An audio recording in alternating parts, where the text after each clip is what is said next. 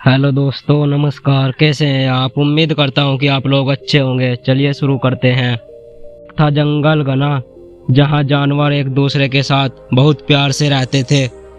उसी जंगल के बीच एक बहुत सुंदर और बड़ा तालाब था। उस तालाब में एक मगरमच्छ रहता था। तालाब के चारों ओर बहुत सारे फलों के पेड़ लगे हुए थे।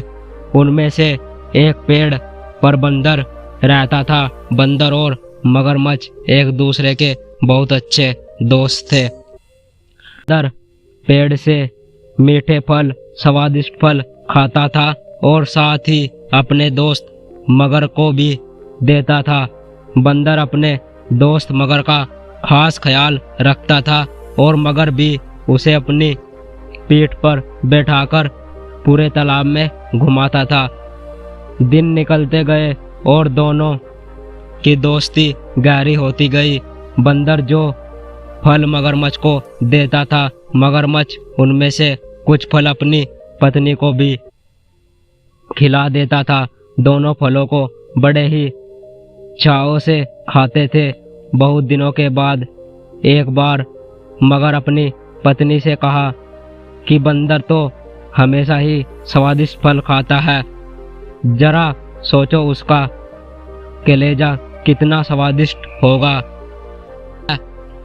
मगर से जिंदा करने लगी कि उसे बंदर का कलेजा खाना है। मगर ने उसे समझाने की कोशिश की, लेकिन उसने नहीं माना और वे मगर से रूठ गई।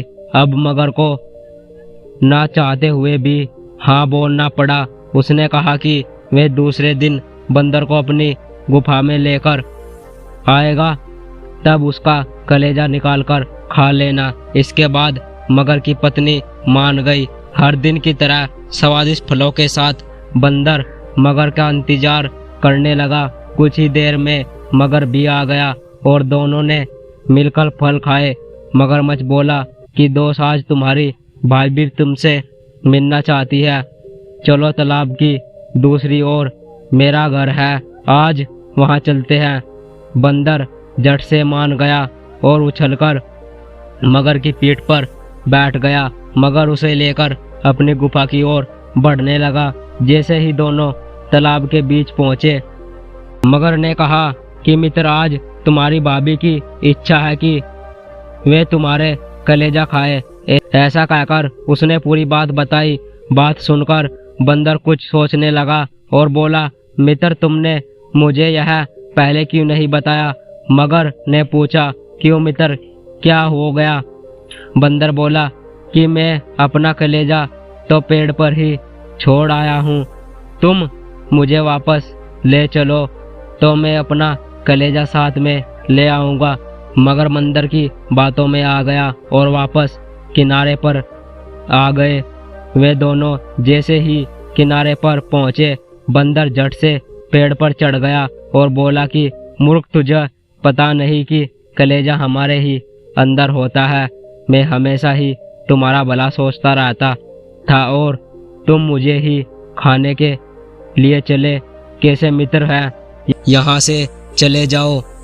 मगर अपनी कहानी पर बहुत शर्मिंदा हुआ और उसने बंदर से माफ़ी मांगी, लेकिन अब बंदर उसकी बातों में नहीं आने वाला था।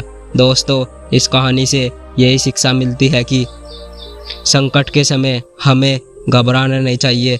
मुसीबत के समय अपनी बुद्धि का प्रयोग करके दूर करने का उपाय सोचना चाहिए। आशा करता हूँ दोस्तों, आपको यह कहानी अच्छी लगी हो तो इस कहानी को लाइक और चैनल को सब्सक्राइब जरूर करें। मिलते हैं ऐसी ही अगली वीडियो में, तब तक के लिए धन्यवाद।